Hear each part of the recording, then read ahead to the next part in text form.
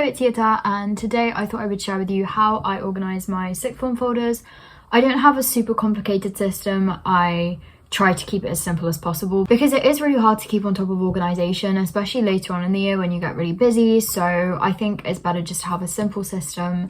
This might not necessarily be the best system for you.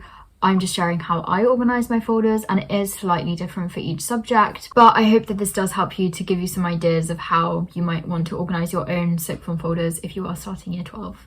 So the first thing you kind of need before even getting onto the folders is some paper.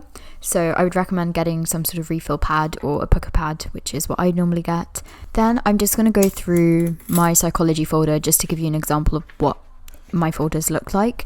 So the first thing I would have at the front is the specification. This is so important because it's essentially lays out what's going to be in your course, and it's very useful to quickly reference. And then I also have this document of command words for exam questions, so I would say any other important documents you can put here, and then just some extra paper. And then I just have a load of folder dividers, each holding a topic in psychology. And then within each topic, I first just have the main set of notes, and then at the back of each topic, I just have any exam questions that I did, any experiments for that topic, or just go at the back. So anything extra, like even teachers' marking and things like that, would go at the back of each topic. But then I have another folder, a smaller one, where I will put the current topic that we're doing, and once we finish that topic, I will just transfer that into the main huge file, which I leave at home, which I don't have to carry around with me because, oh my gosh, these folders get so heavy. But you really do need a lot of folders at sixth form. So I showed you my psychology folder. My history folder also looks very similar. Originally this was split into South Africa and Wars of the Roses, which are the two modules that I do in year 12, but I put these all together because I don't really need to lug them around anymore, and it's easier to just have it all in one place. But I also have another history folder for Russia, which is my year 13 topic, which we've already kind of started in year 12, so I will bring this with me on the day that I have history. And then for English, my year 12 folder is also quite full. I will obviously not bring an entire folder like this to school if I have English, because that's way too big.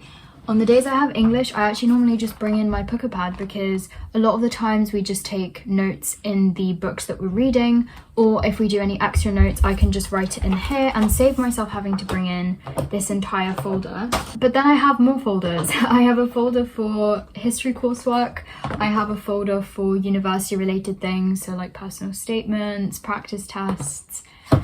And yeah, it kind of never ends. So I would say probably it would be best at the start of the year to sort of have 3 main folders for your 3 A-level subjects. Unless you do 4, then have 4.